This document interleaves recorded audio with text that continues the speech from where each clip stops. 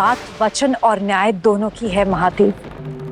असुरों की असीमित शक्तियां और ब्रह्मदेव के वरदान के समक्ष सूर्यवंशियों की सेना कैसे टिक पाएगी?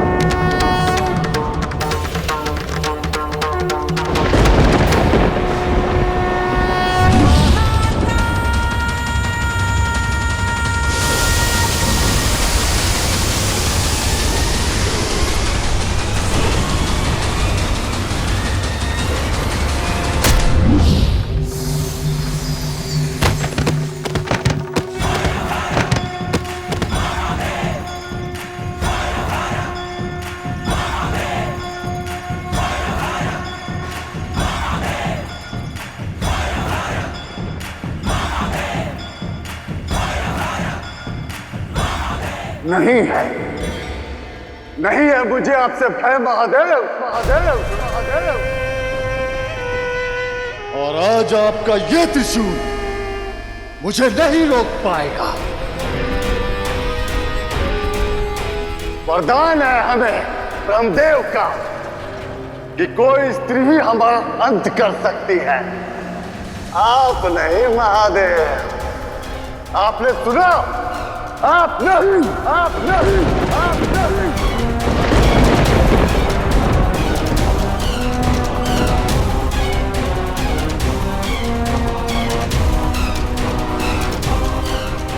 खड़े खड़े हमारा मुख क्या देख रहे हो? जाओ और उठा लाओ अस्थि कलश।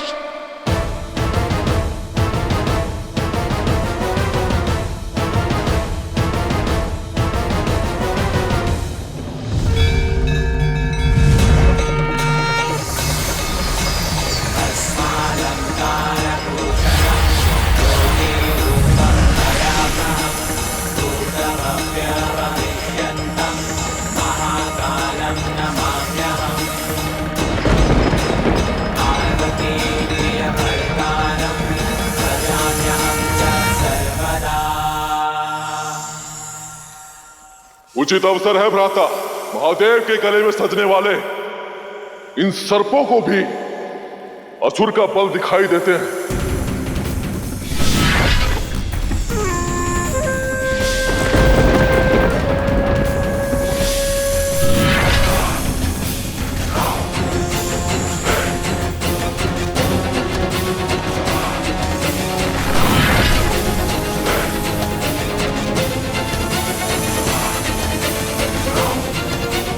महादेव बचाइए इन सर्पों को। ये कर्तव्य मेरा नहीं, एक माता का है, आपका है, आपका है। कैलाश में सभी शिवगणों के साथ साथ इन सर्पों को भी आपने अपने संतान समझकर ही पाला है।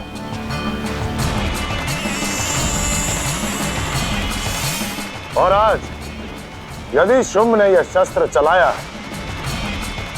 तो मुझसे भी अधिक वो एक माता का, आपका अपराधी होगा।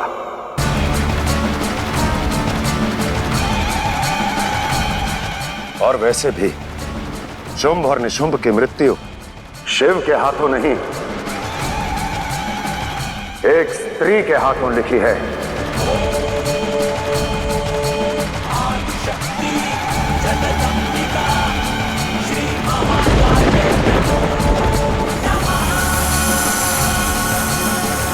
चलाइए भ्राता, महादेव के सम्मान में अपना प्रथम वार। तुम्हारा प्रहार ही तुम्हारे अंत का कारण बनेगा। साक्षात आदि शक्ति के प्रकोप का कारक बनेगा। आदि शक्ति जगदम्बिका श्री महाकाल्यै नमो नमः।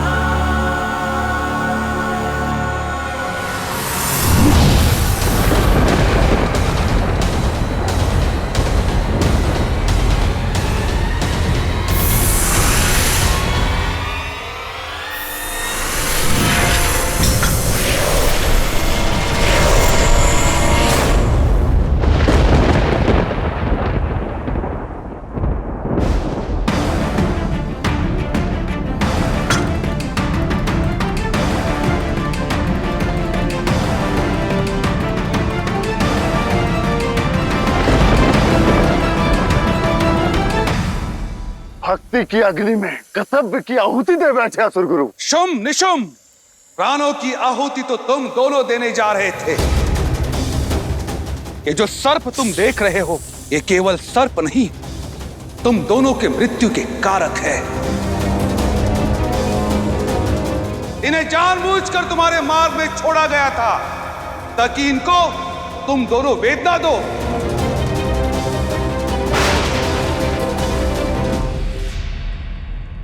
और उन वेदनाओं को सुनकर साक्षात आदि शक्तियां प्रकट होकर तुम्हारे प्राण हर ले, तुम्हारे प्राण हर ले, तुम्हारे प्राण हर ले।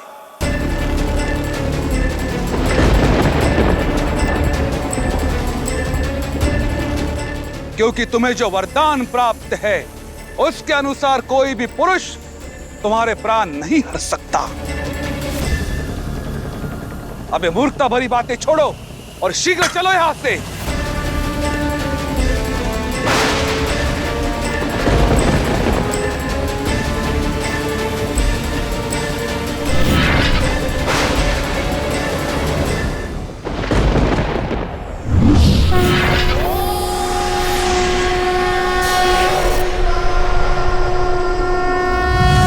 महादेव, शुंभ को बचाकर शुक्राचार्य पुनः पाप के भागी बने हैं। नहीं देवी, उन्होंने केवल अपना कर्तव्य निभाया है, असुर गुरु होने का दायित्व निभाया है। और जो भी अपना कर्तव्य निभाता है, फिर चाहे वो पक्ष में खड़ा हो या विपक्ष में, सम्मान का भागी होता है, सम्मान का भागी होता है, सम्मान का भागी होता है, दंड का नहीं।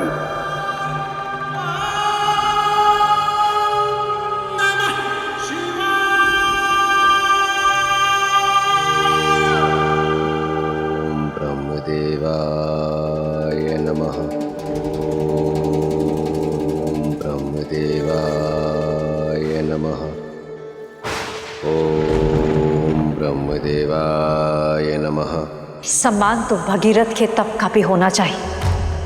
कितने वर्ष बीत गए, अब तो ब्रह्मदेव को भगीरथ की मनोकामना पूर्ण करनी चाहिए, क्योंकि अब तक जिन अस्थि भस्म से असुर अनभिज्ञ थे, अब वो उनकी महिमा जान चुके हैं। और ये सूचना संसार के लिए शुभ नहीं है। भगीरथ को वर अवश्य मिलेगा दीदी, किंतु उचित समय पर, क्योंकि इस तप के साथ एक महान उद्देश्य जुड़ा है। जगत कल्याण का मार्ग जुड़ा है, जगत कल्याण का मार्ग जुड़ा है।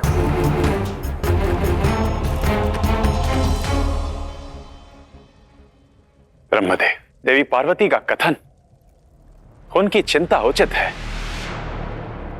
आपको भगीरथ की पुकार सुननी चाहिए। नियति के रचयिता की दुविधा समझ सकता हूं, जो इतने वर्षों से भागीरथ की तपस्या, उसकी प्रार्थना सुनने से आपको रोक रहा है। किंतु अब आपको जाना होगा, क्योंकि भागीरथ के तप से जुड़े जगत कल्याण को पूरा करने का समय आ गया है। कर्तव्य और दायित्व की एक और कथा बुनने का समय आ गया है।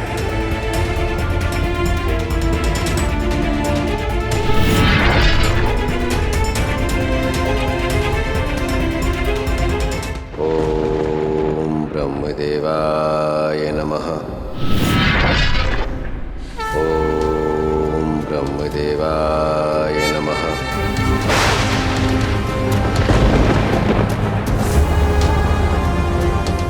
नेत्र खोलो भागीरथ।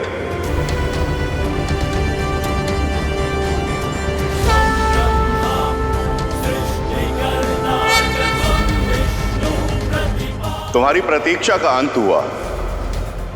मांगो, क्या वर चाहिए?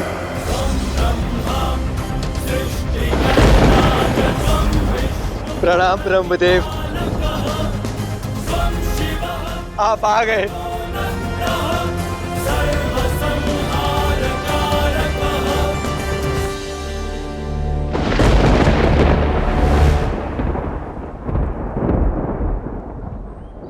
ब्रह्मदेव, यदि मेरी तपस्या का बल आपको प्रसन्न कर पाया तो कृपा करके मुझे एक नहीं 2 वर देने की कृपा करें। पहला वर, सैकड़ों वर्षों से मोक्ष का मार्ग ताकते मेरे 60,000 पूर्वजों की प्रतीक्षा का अंत हो। और दूसरा वर, मेरे पूर्वजों के अस्थि भस्म की रक्षा करते हुए प्राण त्यागने वाले मेरे सभी सैनिक पुनः जीवित हों।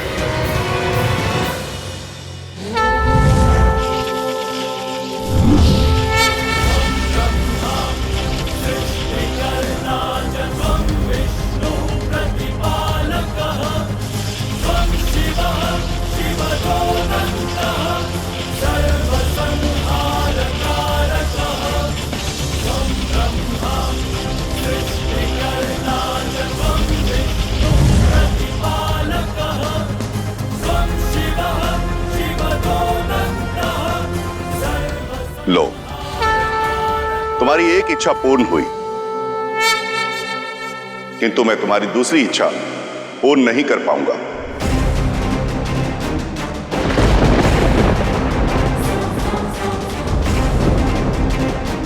क्योंकि तुम्हारे पूर्वजों को मोक्ष दिलाने का साधन मेरे पास नहीं है। मेरे पास उपाय है ब्रह्मदेव, किंतु उसकी सिद्धि के लिए मुझे केवल आपकी सहायता की आवश्यकता है। उपाय? कैसा उपाय? मेरे पूर्वजों के अस्थि भस्म को इस आश्रम से बाहर ले जाना असंभव है, किंतु किसी प्रवाह का इस आश्रम में आना तो संभव है।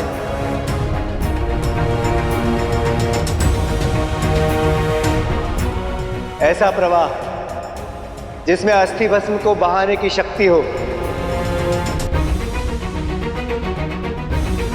मोक्ष प्रदान करने की शुद्धता हो और शांति देने का बल।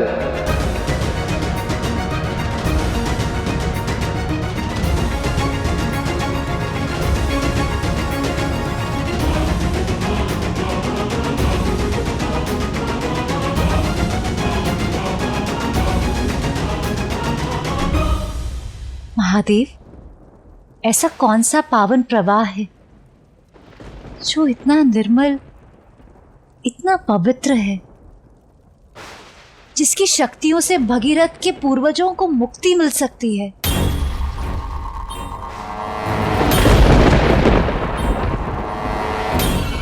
इतनी शीतलता और पवित्रता केवल एक प्रवाह में है देवी, और वो है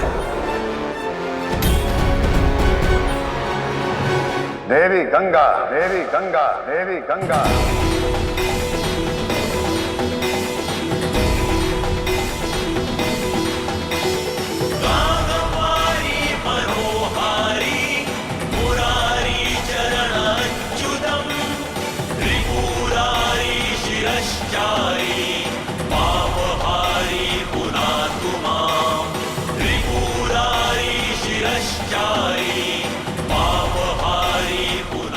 देवी गंगा? जी ब्रह्मदेव,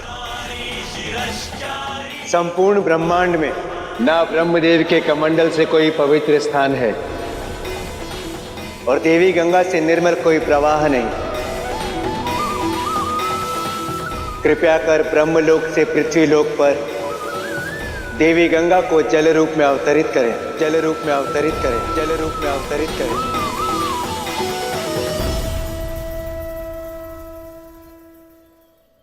ये असंभव है।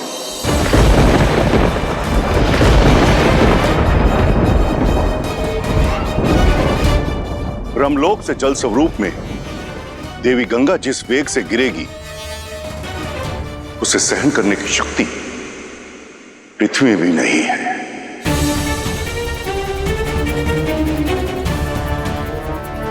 देवी गंगा के आगमन से पृथ्वीलोक बह जाएगा, हाहाकार मच जाएगा, हाहाकार मच जाएगा, हाहाकार मच जाएगा।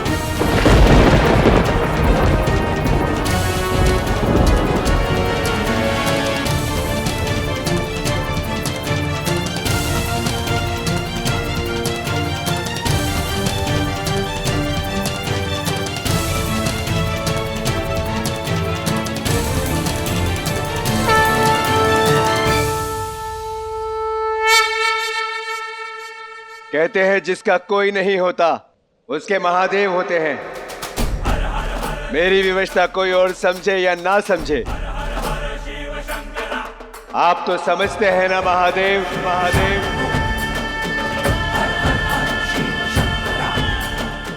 यदि मेरा तप सच्चा है और मेरी मंशा उचित, तो इसी क्षण आपके त्रिशूल से अग्नि उत्पन्न हो, अग्नि उत्पन्न हो, अग्नि उत्पन्न हो।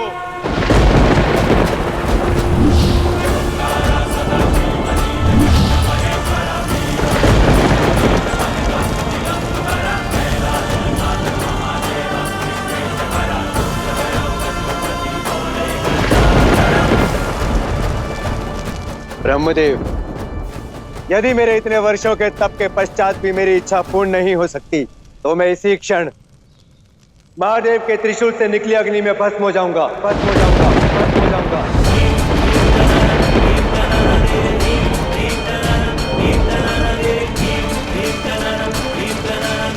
हर हर महादेव, हर हर महादेव, हर हर महादेव,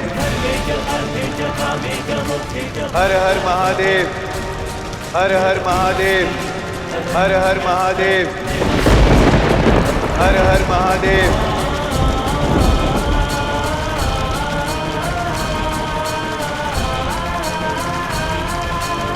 हर हर महादेव। रुक जा भगीरथ। भगीरथ, तुम्हारी मंशा जितनी पवित्र है उतनी ही भयावह है उसकी पूर्ति।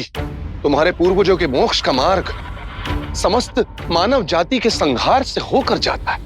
इक्ष्वाकु का वंशज हूं, प्राण जाए पर वचन न जाए की परंपरा से मुख नहीं मोड़ सकता।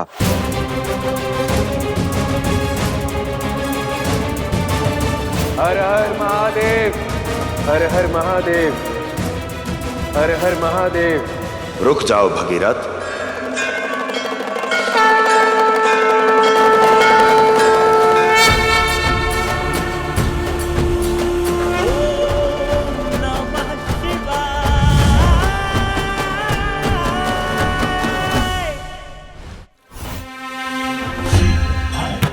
महादेव,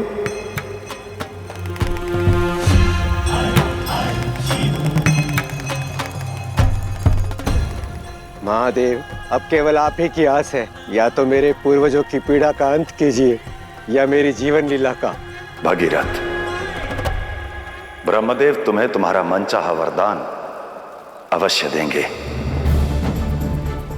महादेव, देवी गंगा का अवतरण धरती को ध्वस्त कर देगा। भक्त की मंशा को पूर्ण करना भगवान का कर्तव्य है और उस मंशा की पूर्ति के मार्ग में आने वाले हर अवरोध का हल ढूंढना भी एक भगवान का दायित्व है ब्रह्मदेव। इसलिए ना तो हम अपने कर्तव्य से विमुख होंगे और ना ही दायित्व से। उठो भागीरथ, तुम्हारी इच्छा अवश्य पूर्ण होगी। तथास्तु, तथास्तु। आपका कोटि कोटि धन्यवाद ब्रह्मदेव।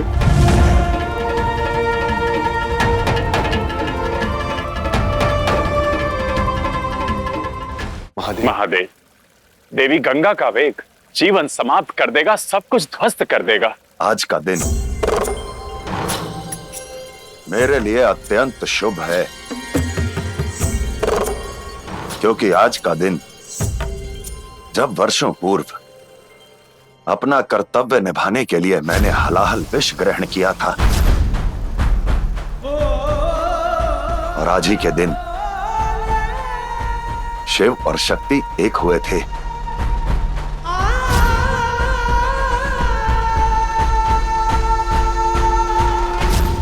और वो आज ही का दिन है जब देवी गंगा धरती पर अवतरित होंगी। आप सभी निश्चिंत होकर जाइए और ब्रह्मलोक से देवी गंगा की विदाई की तैयारी आरंभ कीजिए।